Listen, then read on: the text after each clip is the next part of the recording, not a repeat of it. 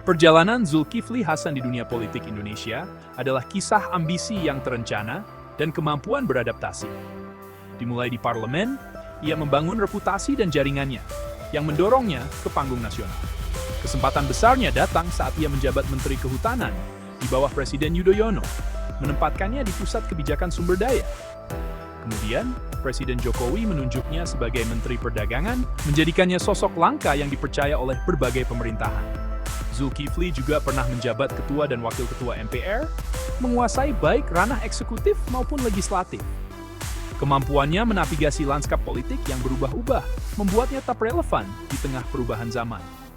Dari anggota parlemen hingga menteri dan ketua partai, perjalanan Zulkifli ditandai oleh pencapaian dan kontroversi. Kenaikannya adalah bukti ketahanan politik dalam sistem Indonesia yang kompleks.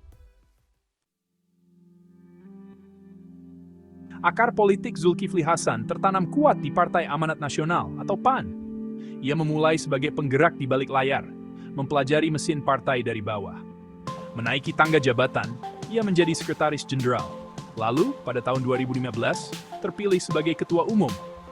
Kenaikannya yang stabil dibangun di atas loyalitas, aliansi strategis, dan pemahaman yang tajam tentang dinamika partai. Sebagai ketua umum, ia mengubah PAN menjadi platform yang kuat untuk ambisi nasionalnya. Penguasaan Zulkifli terhadap politik internal memberinya basis yang stabil dan pengaruh di luar partai. Perjalanannya di dalam PAN adalah contoh klasik bagaimana kesabaran dan kerja keras membuahkan hasil dalam politik Indonesia. Koneksi partai yang mendalam ini tetap menjadi aset terbesarnya di kancah nasional. Masa jabatan Zulkifli Hasan sebagai Menteri Kehutanan diwarnai kontroversi. Ia menyetujui konversi hutan skala besar yang menuai kritik dari para pemerhati lingkungan dan masyarakat. Episode paling merugikan adalah keterlibatannya dalam skandal izin hutan Riau yang diselidiki oleh KPK. Meskipun tidak pernah ditetapkan sebagai tersangka, pemeriksaan berulang kali mengaitkannya dengan dugaan korupsi.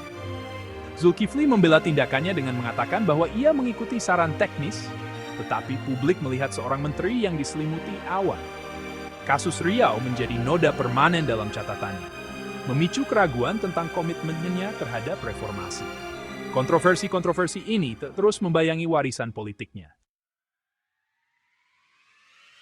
Zulkifli Hasan mencetak sejarah dengan memenangkan masa jabatan kedua berturut-turut sebagai Ketua Umum PAN pada tahun 2020. Melanggar tradisi partai, ia mengkonsolidasikan kekuasaan melalui pertempuran internal yang sengit dan aliansi strategis. Kepemimpinannya mengubahnya dari manajer partai menjadi sosok paling dominan di PAN. Kontrol yang belum pernah terjadi sebelumnya. Ini memungkinkannya membentuk ideologi partai dan strategi nasional tanpa oposisi serius. Cengkeraman Zulkifli terhadap PAN menjadi fondasi kekuatan politiknya, memberinya pengaruh dalam negosiasi nasional. Kepemimpinan dua periodenya adalah kemenangan pribadi sekaligus aset strategis dalam lanskap politik Indonesia. Arah PAN kini tidak terpisahkan dari visi Zulkifli Hasan. Hari ini, Zulkifli Hasan memegang dua peran paling menuntut di Indonesia, Menteri Perdagangan dan Ketua Umum PAN. Mandat ganda ini menempatkannya di persimpangan kebijakan pemerintah dan politik partai. Sebagai menteri, ia menghadapi tantangan ekonomi dan pengawasan publik. Sebagai ketua umum, ia mengelola persatuan partai dan strategi pemilu.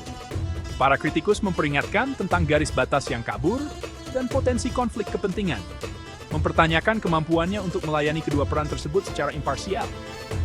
Zulkifli bersikeras kebijakannya tetap netral, tetapi setiap keputusan diawasi ketat untuk bias partisan. Kariernya adalah studi tentang kekuasaan, kontroversi, dan tindakan penyeimbangan politik Indonesia modern. Bayangan skandal masa lalu masih membayangi, membentuk citra publiknya, dan perdebatan yang sedang berlangsung tentang transparansi dalam pemerintahan.